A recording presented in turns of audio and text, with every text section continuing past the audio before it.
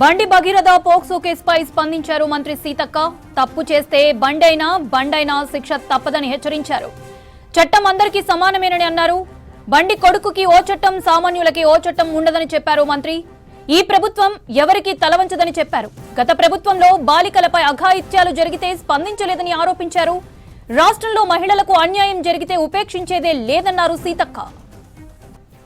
బండి భగీరథ పోక్సో కేసుపై స్పందించారు మంత్రి సీతక్క. తప్పు చేస్తే బండైనా శిక్ష తప్పదని హెచ్చరించారు. చట్టం అందరికీ సమానమేనని అన్నారు. బండి కొడుకుకి ఒక చట్టం, సామాన్యులకి ఒక చట్టం ఉండదని చెప్పారు. ఈ ప్రభుత్వం ఎవరికి తలవంచదని చెప్పారు. గత ప్రభుత్వంలో బాలికలపై అఘాయిత్యాలు జరిగితే స్పందించలేదని ఆరోపించారు. రాష్ట్రంలో మహిళలకు అన్యాయం జరిగితే ఉపేక్షించేదే లేదన్నారు సీతక్క.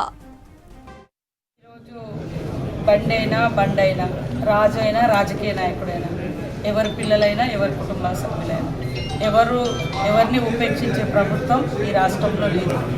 ఖచ్చితంగా విచారణ జరుగుతుంది. సంబంధిత దోషులు ఎవరైతే తేలుతారో వాళ్ళని శిక్షిస్తాం.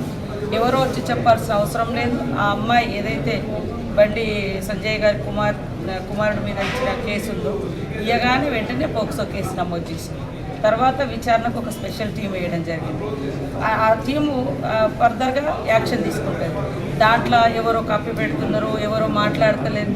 సానాటి ప్రభుత్వము 9 నెలల పసికందును అత్యాచారం చంపేసినటువంటి ఘటన మనకు వరంగల్లో జరిగింది. మరి 6 సంవత్సరాల అమ్మాయి చైత్ర సింగరేణి కాలనీలో హైదరాబాద్ నడిబొడ్డున 6 సంవత్సరాల అమ్మాయిని రేప్ చేసి చంపేసింది.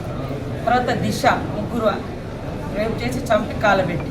ఇలాంటి ఘటనలు జరిగినప్పుడు మాలాంటి వాళ్ళం ఆ రోజు ప్రశ్నించడం. ఈరోజు మాకు పిటిషన్ రాగానే మా ప్రభుత్వము, మా ముఖ్యమంత్రి గారు ఆదేశించి వెంటనే ఎంక్వైరీకి స్పెషల్ కమిటీ సిట్ చేయడం జరిగింది. ఆ పిటిషన్ ఆధారంగా వెంటనే పోక్సో కేసు కూడా పెట్టడం జరిగింది.